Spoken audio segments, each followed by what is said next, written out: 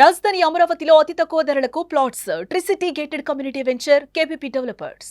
అన్ని అరిష్టాలని దాటుకుని అఖండ 2 థియేటర్లలో తాండవిస్తోంది.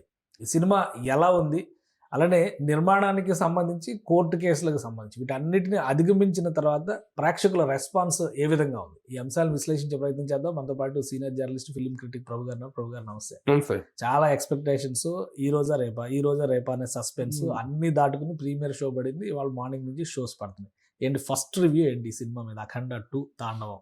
The best of it's kind. అంటే ఇలాంటి ఒక జోనర్లో సినిమా రావటం అనేటువంటిది అఖండ మనం చూసాము. అది కూడా ఐదవ ధర్మానికి సంబంధించి. కానీ ఆ ఐదవ ధర్మం అనే కాన్సెప్ట్ దాంట్లో ఇంత సీరియస్గా లేదు. ఫ్యామిలీ డ్రామా, కొంత ఫ్యామిలీ డ్రామా, కొంత ఈ యాక్షన్ ఓరియంటేషన్, ఎంటర్టైన్మెంట్ ఈ పందాలో జరిగింది అఖండ 1. కానీ ఈ అఖండ 2 దగ్గరికి వచ్చేటప్పటికి total scenario of the film, the genre of the film has changed into ఫిక్షన్లోకి వెళ్ళిపోయింది. తర్వాత కొంత సోషియో ఫాంటసీ ఎలిమెంట్ ఉంది. అద్భుతమైనటువంటి కాన్సెప్ట్ని హైలైట్గా చాలా పీక్స్కి తీసుకెళ్లి ప్రజెంట్ చేసినటువంటి ఆ మేకింగ్ వాల్యూస్, ప్రజెంటేషన్ వాల్యూస్ కనిపించిన సినిమాలో, ముఖ్యంగా పర్ఫార్మెన్స్ వాల్యూస్. అంటే పాన్ ఇండియా అంటే వచ్చారు. యాక్చువల్లీ అఖండ నార్మల్ గా తెలుగు ఆడియన్స్ కోసమే చేశారు. సూపర్ హిట్ అయింది అన్ని చోట్ల కూడా. సో దాన్ని దృష్టిలో పెట్టుకుని దీన్ని పాన్ ఇండియా మేకింగ్ లోకి వెళ్ళారు. అది జస్టిఫికేషన్ అయిందా? బాగా జస్టిఫికేషన్. ఎందుకంటే సినిమాని దాన్ని ఎక్స్పాండ్ చేసుకుంటే వెళ్ళి కథని దాంట్లో నుంచి ఒక బేస్ తీసుకొని దీన్ని ఎక్స్పాండ్ చేసిన విధానం కన్విన్సింగ్ గా ఉంది. అఖండ అనేటువంటి ఆ ఘోర గెటప్ లో అతను చేసినటువంటి తపస్సు, సాధించినటువంటి ఫలం అనేటువంటి దానికి అద్భుతమైనటువంటి ఎలివేషన్ ఇవ్వటం జరిగింది. ఆ ఎలివేషన్ ఇవ్వటం తోటి ఆ క్యారెక్టర్ వస్తుంటే ఒక గూస్ బంప్ మూమెంట్ తప్ప ఈ సినిమాలు ఇలాంటివి జరుగుతాయా, ఇలా కూడా సాధ్యమా అనేటువంటి తర్కానికి కూడా వెళ్ళేటువంటి అవకాశం లేకుండా త్రూ అవుట్ ఒక spellbinding performance, spellbinding presentation ఇవ్వగలిగాడు. బాలయ్య ఇవ్వగలిగాడు, బోయపాటి తీసుకోగలిగాడు. కానీ అంటే ఇప్పుడు మీరు అన్నట్టుగా పర్ఫార్మెన్స్ అనేది ఓకే, అది ఆర్టిస్ట్ పర్ఫార్మెన్స్ ఒక లెవెల్. ఎమోషన్స్ రైజ్ చేసేటప్పుడు కొన్ని ట్రైలర్లో, టీజర్లో చూసాం మనుషుల్ని బంప్ చేస్తున్నట్టుగా, బంతిని కొట్టినట్టుగా కొట్టి, అవి కొద్దిగా హాస్యాస్పదంగా అనిపించింది. జెన్యున్ గా చెప్పాలి. ట్రైలర్ చూస్తే ఈ మాట ట్రైలర్స్, టీజర్స్ చూసిన వాళ్ళు ఎవరికైనా వచ్చినటువంటి సందేహం, ఏంట్రా బాబు ఈ బోయపాటి మార్క్ ఏదో బాధేస్తాడు.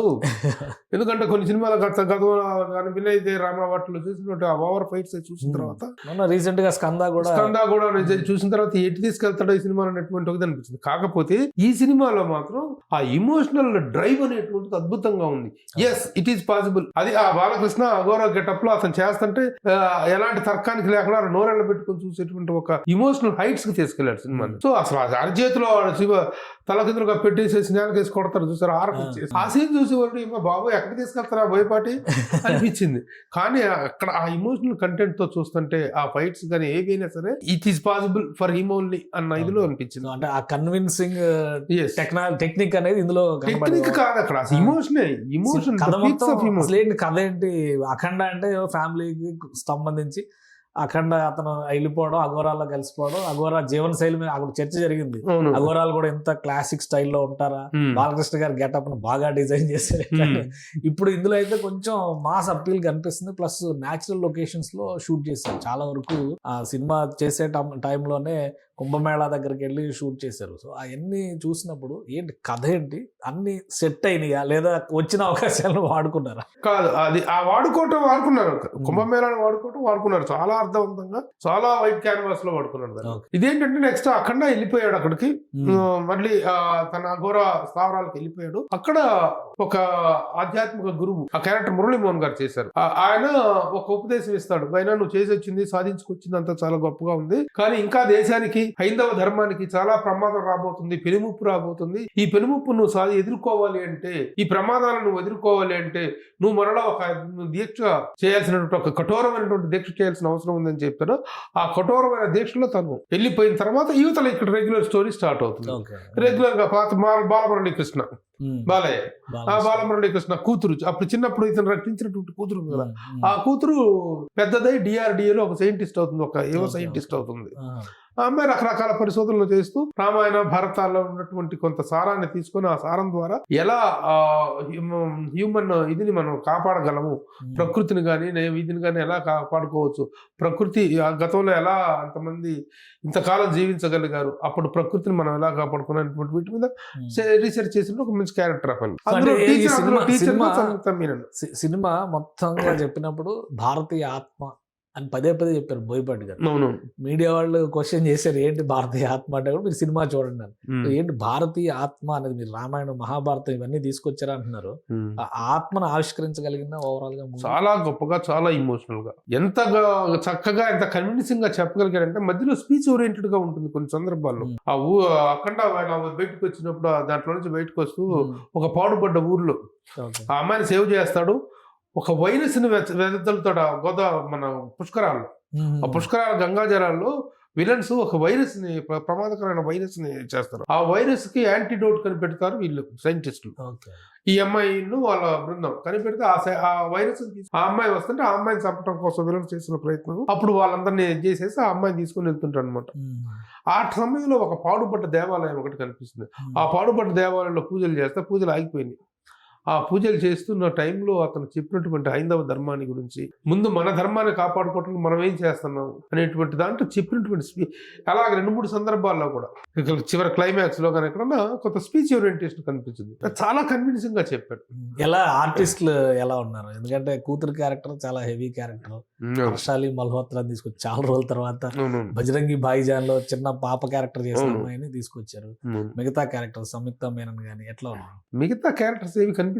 బాలకృష్ణ ఓన్లీ బాలయ్య, బాలయ్య బాలయ్యలో కూడా యంగ్ బాలయ్య కూడా కనిపించదు మొత్తం. అఖండ అనేది ఎందుకంటే ఆ ఇమోషనల్ హైట్స్ ఆ స్థాయికి వెళ్ళిన తర్వాత మిగతా క్యారెక్టర్స్ ఎవరెంత పర్ఫార్మెన్స్ చేసినా సరే, ఇప్పుడు విలన్ నెట్వర్క్ కూడా చాలా భారీ స్థాయిలో, చాలా విస్తృతంగా, యాక్చువల్ గా చైనా అనేటువంటి పదాన్ని వాడలేదు కానీ చైనా తో వచ్చినటువంటి చైనా ఆ రోజున గాల్వాన్ దీంట్లో కనుక గాల్వాన్ వ్యాలీ ఆ రోజు జరిగినటువంటి దాని నేపథ్యంలో కొంత మామూలుగా యాక్చువల్ గా దేశభక్తి అనేటువంటిది రాగానే పాకిస్తాన్ అనేటువంటిది వస్తుంది. ఇక్కడ ఆ ప్రస్తావన కాదు. ఆ టిబెట్ ఆ ఏరియాలో చైనా షేర్డ్ బోర్డర్ లో ఉన్నటువంటి ఉద్రిక్త పరిస్థితుల నేపథ్యంలో తీసుకున్నాడు కాబట్టి ఆ నేపథ్యం కూడా చాలా హై లెవెల్లో షూట్ చేయడం జరిగింది. ఏదో ఆషామాషిగా చైనా బోర్డర్ ఇండియా మ్యాప్ గోడ మీద చూపిస్తాం కాకుండా అది యాక్చువల్ లొకేషన్స్ లో చేసినటువంటి షూట్ కానీ అద్భుతంగా తీసారు. సో మిగతా ఆర్టిస్టులు అందరూ వాళ్ళ క్యారెక్టర్ కి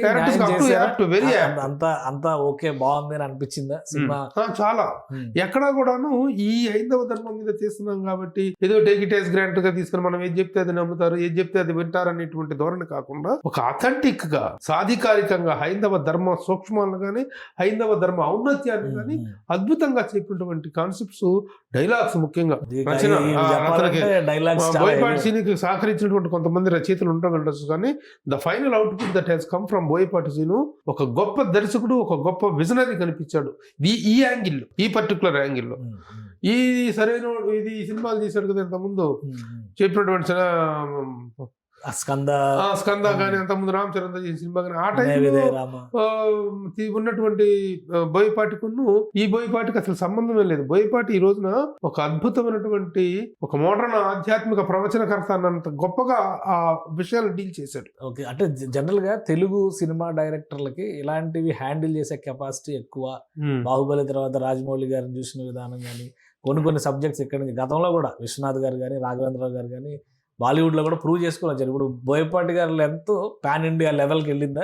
డెఫినెట్ గా వెళ్ళింది. ఎందుకంటే ఇది మనకి అంటే కూడా నార్త్ లో విపరీతంగా కనెక్ట్ అవుతుంది. నార్త్ లో చాలా బాగా కనెక్ట్ అవుతుంది. ముఖ్యంగా కుంభమేళా సీన్స్ చాలా అద్భుతంగా తీశారు. సో ఇంకా ఈ సినిమాలో హీరోయిన్ క్యారెక్టర్ కానీ మిగతా క్యారెక్టర్స్ గతంలో చేసిన జగపతి బాబు గారు కానీ హీరోయిన్స్ ఎవరికి పెద్దగా స్కోప్ లేదు. ఆ సంయుక్త మీనన్ అక్కడ ఈ డిఆర్డిఏలో ఈ అమ్మాయి వాళ్ళ మాస్టర్ ఆవిడ టీచర్, ఆ టీచర్ కూడా వస్తుంది ఇక్కడికి సెలవుల్లో.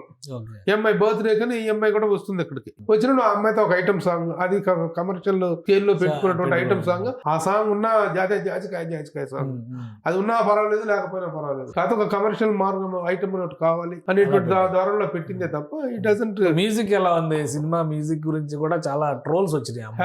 Hats off to Thaman reach ఎందుకంటే తమన్ రోరింగ్ మ్యూజిక్ ఇచ్చాడు, ఎక్కువ కొట్టారు అని చెప్పేసి. ఆ జాజికాయ సినిమా సరిగా లేదని చెప్పేసి విపరీతంగా ట్రోల్ చేశారు. అవునవును. ట్రోల్ చేస్తే కానీ ఈ సినిమా చూసిన తర్వాత మిగతా 2 సాంగ్స్ 3 సాంగ్స్, ఫస్ట్ బిగినింగ్ లో ఒకటి, తర్వాత 2 థీమ్ సాంగ్స్ 2, మధ్యలో ఈ జాజికాయ సాంగ్.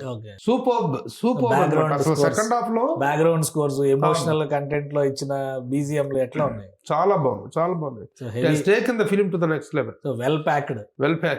ఇదంతా సినిమా గురించి ఓకే, మీరు అంతా పాజిటివ్ సర్టిఫికేషన్ ఇస్తున్నారు, అర్థమైంది మాకు. కానీ సినిమా రిలీజ్ ముందర పడ్డటువంటి కష్టాలు, దాని ఎఫెక్ట్ ఏమైనా ఉందా రిలీజ్ కి? మనం మొదట్లో కూడా లాస్ట్ టైం లో ఒక వీడియోలో కూడా చెప్పాను, ఇలాంటి అవరోధాలు ఎన్ని వచ్చినా అసలు సినిమాలో కంటెంట్ ఉంటే ఏ అవరోధాలు కూడా దాని సక్సెస్ ఆపలేవు అనేటువంటిది.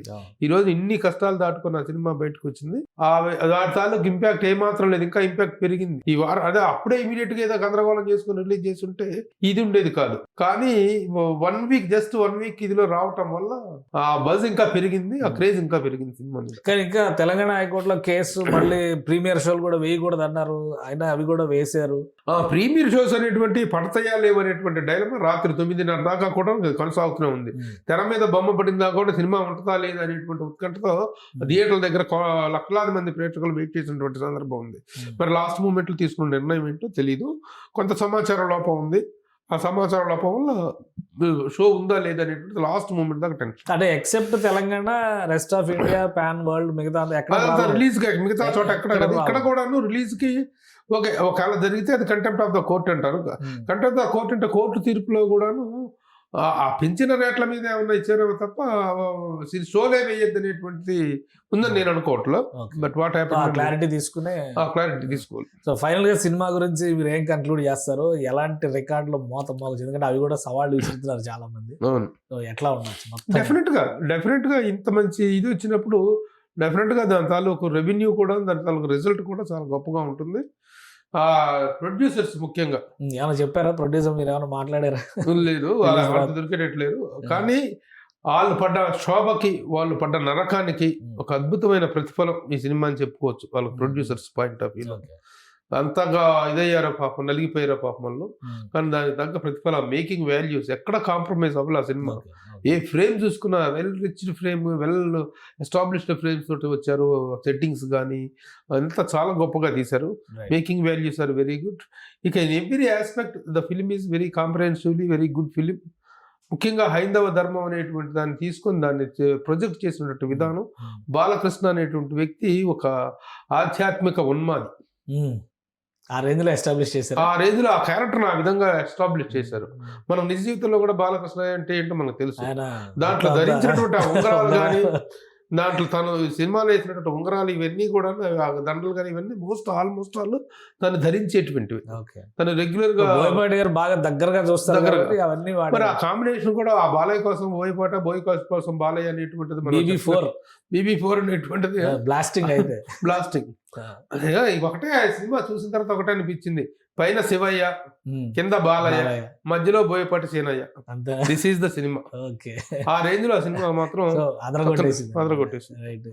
థ్యాంక్ యూ ప్రభు గారు విశ్లేషణ అందించినందుకు. ఇది బోయపాటి బాలయ్య కాంబినేషన్ లో ఇది టెట్రా అనాలన్నమాట. హ్యాట్రిక్ కూడా కాదు, టెట్రా హిట్ అనమాట. ఇది మామూలు హిట్ కాదని చెప్పని ప్రభు గారు చెప్తున్నారు. అలానే సినిమాని ప్రతి ఫ్రేమ్ లో అద్భుతంగా మలిచారు. ప్రొడ్యూసర్స్ పడ్డ శ్రమకి, వాళ్ళు పడ్డ క్షోభకి అంతకు మించిన ప్రతిఫలం చూడబోతారని చెప్పని సర్టిఫికేట్ ఇస్తున్నారు ప్రభు గారు. ఇది స్పెషల్ డిస్కషన్. Keep watching.